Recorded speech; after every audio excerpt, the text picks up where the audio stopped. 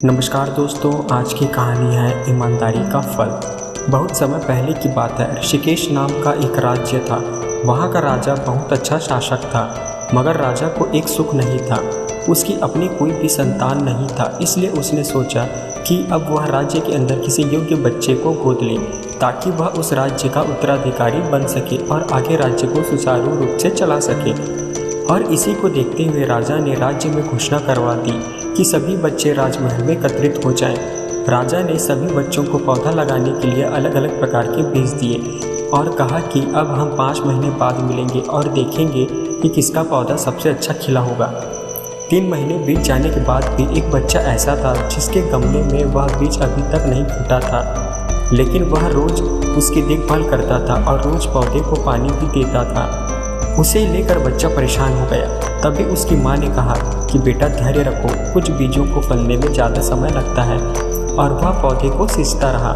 5 महीने हो गए। राजा के पास जाने का समय आ चुका था, लेकिन वह डरा हुआ था कि सभी बच्चों के गमले में तो पौधे होंगे और मेरा गमला अभी तक खाली है।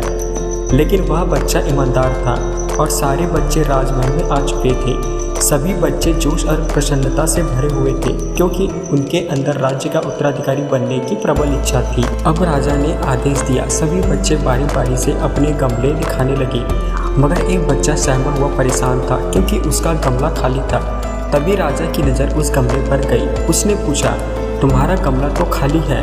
तो उसने कहा, मैंने इस गमले की 5 महीने तक देखभाल की है, लेकिन फिर भी कुछ भी परिणाम नहीं आया। राजा उसकी ईमानदारी से खुश था। उसका गमला खाली है, फिर भी वह हिम्मत करके यहाँ तो आ गया। सभी बच्चों के गमले देखने के बाद राजा ने उस बच्चे को सभी के सामने बुलाया। बच्चा सहम गया और राजा ने वह गमला सभी को दिखाया। सभी बच्चे जोर जोर से उसे देखकर हंसने लगे। राजा ने कहा, आप सब शांत हो जाइए, इतने खुश मत होइए। आप सभी के पास जो पौधे हैं वो सब बंजर हैं। आप चाहे कितनी भी मेहनत कर लें, उनसे कुछ नहीं निकलेगा। मगर आप सबके अंदर उत्तराधिकारी बनने की इतनी ज़्यादा प्रबल लालसा थी, आपने उस बीज को ही बदल दिया। लेकिन असली बीज यही था।